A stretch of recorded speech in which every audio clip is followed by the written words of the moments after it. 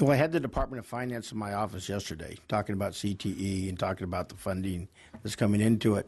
And then I started asking them timelines on, okay, when's this money going to be released? When do we expect this class to go? Because one of the components of it is that you have to show results as you go the grant program later on. I'm thinking, you know, to do a program, to get it up and going is probably a year in itself. And we're piecemealing this whole thing. And it seems to me that, you know, we're not going to see a lot of results. And the answer that I got back to me was, you know, it takes us to the end of the governor's term, so that's it. And I'm having been in the department when I ran my own agency, Veterans Affairs. You know, we did programs with one-year funding to take care of veterans, and what happened is we spent a lot of money, and the minute a new administration came in, all those programs died. So we really didn't help anybody. We just spent a lot of money.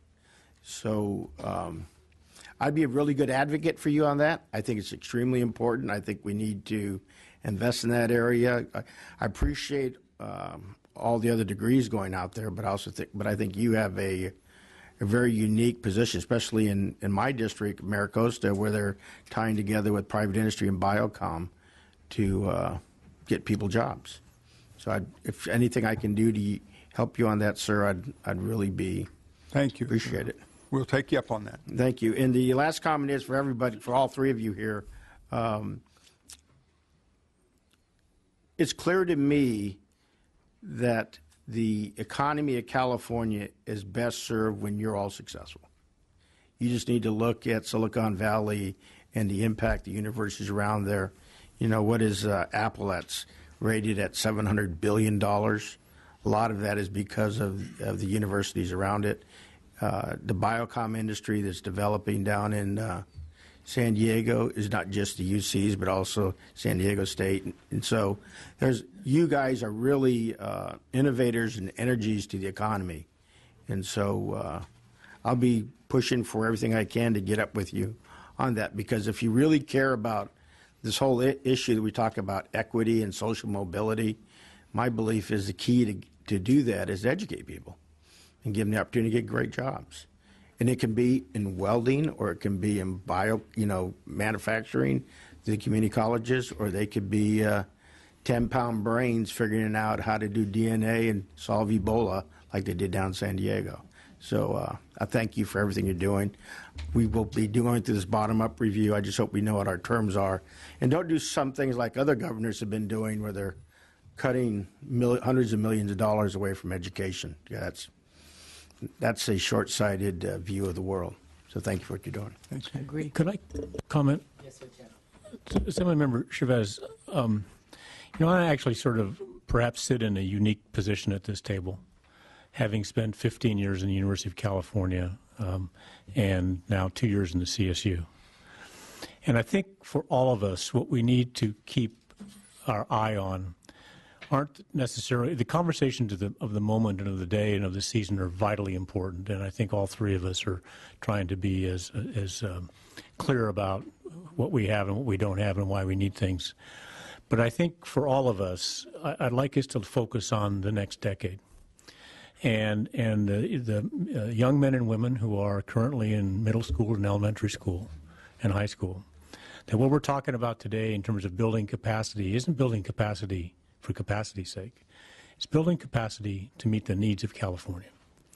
And anytime we need to be grounded in a budgetese conversation about what does that definition mean, I don't want us to lose track of this horizon that is in front of us, this drought. Now, when I was at the University of California, I was responsible for the Riverside campus, and we wanted to establish a medical school, the first public medical school in 44 years. And so I turned personally every stone on that campus and was shocked to see, despite the public perception, how little there is that is not going to worthy activities on that campus, and by extension working with Nathan Prostrom and then President Udolph for the system to try and find some what seemed to us to be meager dollars to create this medical school. And the University of California, and CSU to a lesser extent on the research side, you know, does more than teach undergraduate students or graduate students, right? It creates all of these and President Napolitano went through the list in her opening comments. I don't have to repeat them now. And the same thing at the CSU is that there are some campuses, San Diego, San Jose, San Francisco, and others that have very strong research portfolios. They're not of the magnitude because we're not R1s, we're comprehensives. But I will just say from personal experience in the UC and now personal experience in the CSU that these are lean, under-resourced enterprises. And the result of that is our capacity does not meet the state's needs.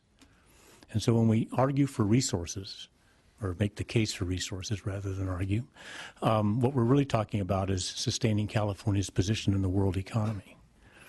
And recognize that the kind of flexibility that people may think that exists in our budgets to do that, and the fundamental role of a university beyond the ABCs of a major in accounting or history or biochemistry or law, is really a place where people can come from all walks of life and have an opportunity that their parents never had. So then the result for you and for all of us in California is that those people then later on will rely less on the use of the judicial system. They will rely less on the use of social services. At any given unemployment level, if they have a degree, it will be 1/2. And so they're paying more taxes. I mean, so economically, the story is unbelievably powerful. And the worry that I know my colleagues share with me is that by not having the capacity for this future need, companies will leave California along with their tax bases. And that then is the spiral that creates this social schism of the haves and the have-nots and no middle class. And so this goes beyond learning, goes beyond research, goes beyond patents, it goes beyond vocational tech. It's really about the strength of society. And education at all levels is an antidote to all the ills that plague society. And so I just ask us, let's talk about the nuts and bolts and spreadsheets, but let's not lose track of what this real conversation is about. I agree with you, Chancellor White, and I think that's what President Napolitano, she said, we should have a conversation on the future. We'll get through this. I agree with you. Thank you. 100%. Assemblymember O'Donnell. Thank you, and I appreciate your comments there about how this is about the future, this is about the future of our economy, and ultimately our society, what we want for the next generation. Having 2 kids of my own who will one day be in one of your systems, it's very important to me. I was over at Long Beach State on Sunday for my child's play, so I know how integrated you are into our community locally. As an institution, I went through a community college, then went on to Long Beach State, and as a high school teacher who left the classroom in December, pushing kids onto your systems, I know how important you are. And I know what it means, I know what it's like to experience a child who's going, the first one in the family to go off to college. Very unique, very special. It's something this state has accomplished, and we should be proud of that. We should celebrate that, and we should continue that. And how we do that, I think, is the question here. I think everybody behind this dais supports you. It's just how best do we keep that mission going forward. So just a couple questions. We've talked a lot about dollars and getting students, increasing enrollment and all that. That's certainly very important. But let's talk a little bit about output. How do we get students through the systems in a more timely manner? Probably not on the UC side, but certainly on the community college and the CSU system. Can you maybe, gentlemen, talk to me a little bit about that? I know Long Beach City College has been experimenting with, hey, you enroll and you actually get your schedule for a year. And why I think that's good is it creates some accountability, but it also allows you to see that light at the end of the tunnel, especially for first time, the first member of their family to go to college. Sometimes this is going to be a pretty big enterprise to walk into an institution and no one in your family's been there. Nobody's familiar with what you're going through, and nor are you. So maybe you could walk me through the efforts, maybe the community college system and the CSU system get students out successfully. Let me thank you for that question. We are facing enormous challenges with underprepared students. Only about 1 of every 4 of our students that come to us are college students when they arrive. The balance of them, 3 of every 4, need remediation, either math or English or both. And it is through programs like the one at Long Beach City and Long Beach State and Long Beach Unified where we are working to compress that remedial education, that basic skills education, to modularize it, to accelerate it, because if students get into those programs 3 and 4 levels below college level work, they have a less than 1 in 4 chance of getting out. And so that project you've mentioned in Long Beach is a perfect example of the K-12, the community college, and the state university working together to try to move students through those programs more quickly. Our students, because the vast majority of them are part-time, we look at them in 6-year cohorts, and if they come to us prepared for college, they have a better than 70% chance of succeeding. If they come underprepared, that drops down to 41%. So that basic skills remediation and the work that's going on up and down the state and student success in those areas, like the example at Long Beach, that's what we believe is the antidote to the challenges we face. We have sponsored legislation currently in dual enrollment because we believe we need to get down into those high schools in the junior and senior year and begin to capture students that aren't ready for college and get them ready, or the ones that are ready for college, make sure they continue on a pathway and transfer to a community college and ultimately to a university. So that's the focus of one of the two challenges: restoration of access and student success, and it is those kind of programs we're trying to scale up. Thank you.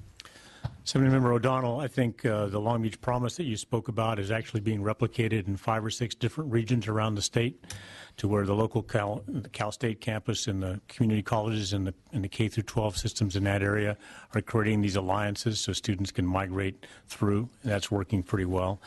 I think another piece is, of course, the recent legislation, the 1440, which created a pipeline for an associate's degree for transfer from the community colleges into the CSU and the UC. That has done 2 things. It's increasing the number of students who are participating in that associate degree for transfer degree program. And so they've had all the right courses, but they've also had those developmental courses that Bryce referred to in math and in writing. So when they get to us, they're ready to go, and they actually succeed at a greater than the native upper division students in the CSU. 2 other things I would speak about. For the last handful of years, the CSU has administered, in conjunction with the State Superintendent of Instruction, the early assessment program, meaning we went into 11th grade and provided a test to those students and found where their soft spots were and gave them very specific advice, and their counselors, look, don't blow off your 12th grade. You need to take some more writing, you need to take some more English, some more science, so you'll be eligible to come right into the CSU as a freshman. That has had a huge impact. As we're converting from the current system into the Common Core, we're not administering the EAP this year. We're using the PSAT, the preliminary SAT test, as a proxy. We think that's going to work out. May have a little whitewater going through, but the idea of getting to students before they finish high school and say, you got a soft spot here, kiddo, get something done in your senior year so you're ready to go, is actually being very, very effective. And finally, I would say I've created the Graduation Initiative, and I'm holding each campus president responsible for meeting higher performance goals for 4-year and 6-year and transfer rates, and so that'll be another way in which we make success. And many campuses, I'll cite San Bernardino, the president there, Tomas Morales, has created a very robust summer program. So you come out of the schools in San Bernardino, you actually are residential on the San Bernardino campus in the summer as a requirement for admission as a freshman. During that time, first generation, often poor, often from underserved communities, realize that they can live on a campus and be supported and embraced. They can learn things, they can have fun, they can find out where the library is and the bookstore and the chemistry labs. So by the time September comes around, they're ready to go. Their heads are back, their shoulders are up, and have taken care of that remedial education. So all of those programs require effort and require resources to support it, but they're making a huge difference in the success of our students, and that's why we're confident we're going to move our graduation rates as I've indicated. Thank you, gentlemen. And a question from Ms. Napolitano. With regard to out-of-state students, the number of out-of-state students in the UC system has increased somewhat over the years. Do we have a number with regard to how many of those students stay in California and how many leave? The majority of them end up staying in California. I don't have the exact number, but I know it's the majority. Okay, thank you. And I realize that having out-of-state students at a campus does serve a purpose as far as student life, et cetera. I guess the question I would forward is, are we educating Michigan's workforce? You know, it's just a question. Are a lot of our students leaving after they graduate with their UC California education? And well, the majority of our in-state students do stay in California. Mm-hmm. Overwhelming majority Correct. Stay in California. I think the question for Where Michigan is concerned is what are they doing to try to attract not only California students, but the faculty and research labs that then pull students to those institutions. And I'm talking about after they graduate. Oh, after they graduate. So where do they go? Yeah. Our out-of-state students, do they take their California education and go home? No, the majority of them stay here. You're saying it, majority. Thank you.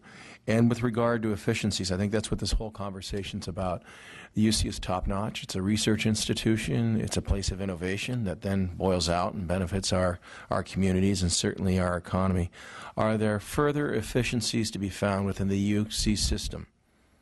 Yeah, I think for any large institution, you never stop at finding efficiencies. It's like painting the Golden Gate Bridge. It's never-ending work. But we're constantly looking for places where we can streamline, we can eliminate redundancies. Sometimes we have to spend money to save money. For example, combining payroll systems is a very complicated thing. The state of California has never been able to do that. I think we're going to be able to accomplish it at UC. And also doing some things that we hope will enable us to actually provide leverage or services to our colleagues at Cal State and at the community colleges, for example, on the health insurance side. So, yes, we're constantly looking for efficiencies. We want to be lean as we can be without affecting quality.